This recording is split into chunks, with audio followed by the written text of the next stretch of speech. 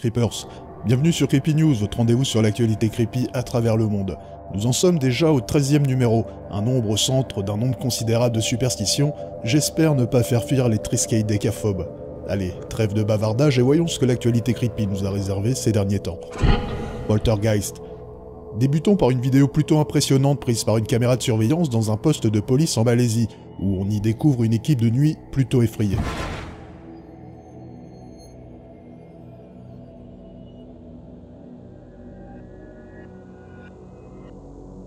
L'action se déroule comme précisé en Malaisie courant avril, dans le poste de police de Bendar Hilir situé dans la ville de Malacca.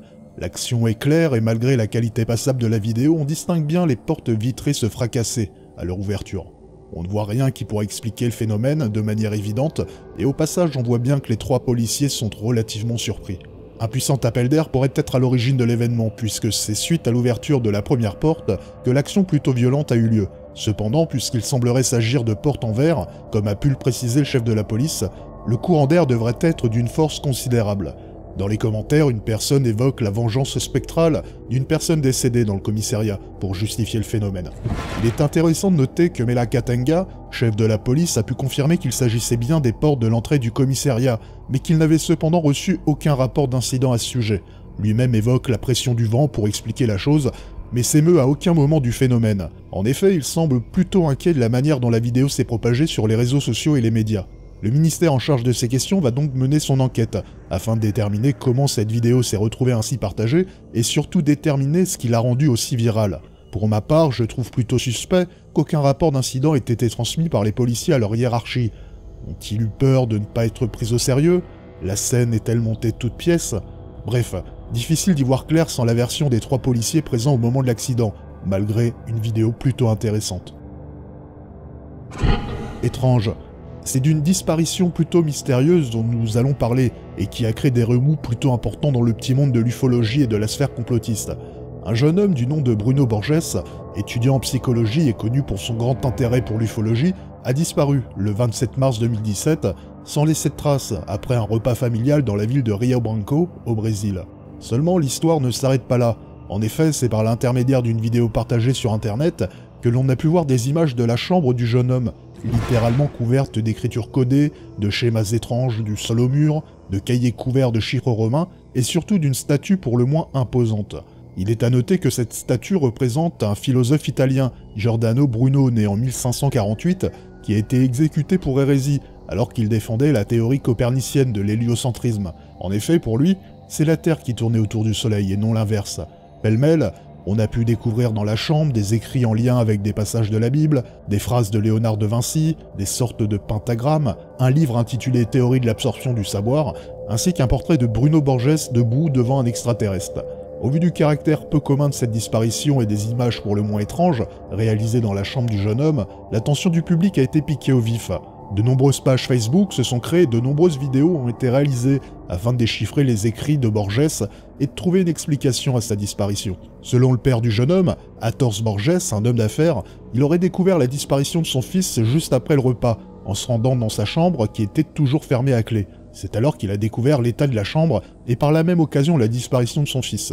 Selon la mère du jeune homme, Bruno Borges travaillait depuis 2013 à l'écriture de 14 livres, qui selon lui allaient changer l'humanité de manière positive.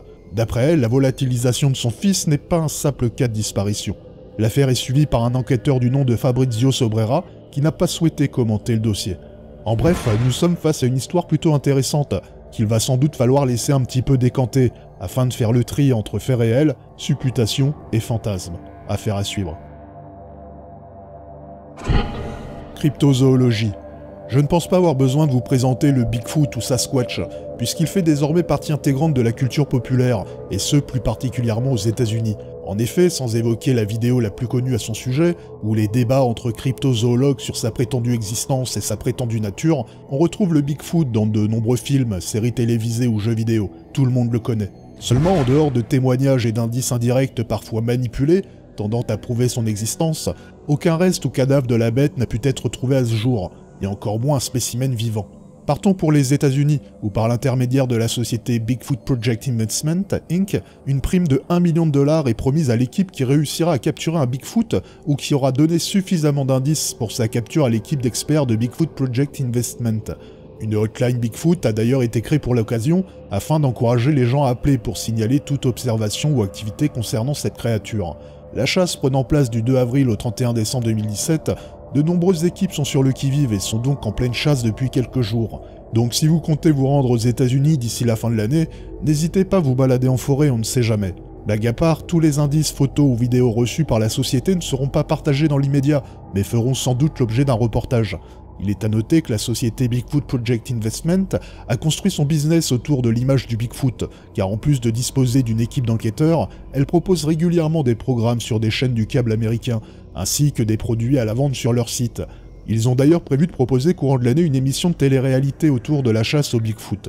Ce magot de $1 million est un coup de pub à moindre frais pour leurs activités et leur travail, puisque comme vous devez vous en douter, les chances sont infimes pour que la somme de $1 million soit effectivement transmise à un potentiel chasseur avant le 31 décembre 2017 au soir.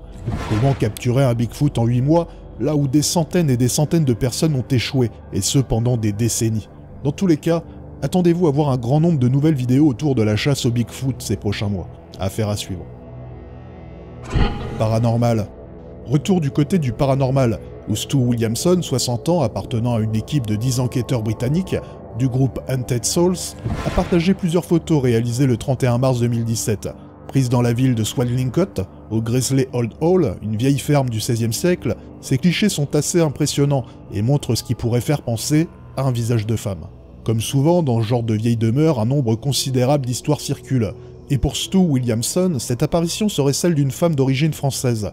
Censé pouvoir découvrir l'histoire de certains objets en les touchant, Stu Williamson, qui se dit donc être un psychomètre, affirme être en rentrant en contact avec une certaine Catherine, ainsi qu'une certaine Philippa, la fameuse entité d'origine française. C'est au moment où il tentait de communiquer avec cette dernière, et qu'il a entendu sa voix, que les fameux clichés ont été pris. Il est à noter que ce n'est seulement que le lendemain, en regardant les photos, que ce visage lui a sauté aux yeux. Cependant, je reste particulièrement circonspect quant à la technique employée par Stu Williamson pour arriver à ces résultats. En effet, c'est grâce à une machine à fumer portative, une lampe LED et la prise de 150 photos qu'il a pu tirer ce visage. Seulement, comme nous le savons bien, la fumée, comme la brume ou les flammes, sont génératrices de pareilles dolies, donc d'illusions visuelles parfois très impressionnantes. Dans ce cas, quel crédit peut-on apporter à ce genre d'image? Je m'interroge. Cependant, Stu Williamson a son avis sur la question et explique que les entités sont transparentes et que c'est en utilisant une substance comme la fumée qu'on peut les révéler. Bref, je pense que chacun aura son avis sur la question. Enfin, il est à noter que l'équipe aurait été confrontée à un autre esprit cette nuit-là, une entité masculine qui aurait crié, juré et jeté une pierre sur l'un des membres de l'équipe. Ufologie. Cela faisait un petit moment que je n'avais pas abordé la question des ovnis, en voici l'occasion. Depuis environ un an, Lance et Patricia Rasmussen, qui habitent en Nouvelle-Zélande à Auckland, disent être témoins très régulièrement de phénomènes lumineux, non identifiables au-dessus de leur maison, et ce parfois à seulement quelques mètres de leur toit. Selon eux, ce ne seraient ni des drones ni des avions, puisqu'au vu de la proximité des phénomènes, certaines nuits, ils devraient au moins entendre un bruit de moteur ou d'hélice, ce qui n'a jamais été le cas.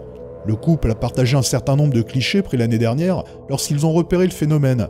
Malheureusement, comme vous pouvez le constater, difficile de se faire un avis sur ces photos. Seulement, il y a quelques semaines, le couple a partagé une vidéo prise par une des caméras de surveillance de la maison, qui retient du coup un peu plus l'attention.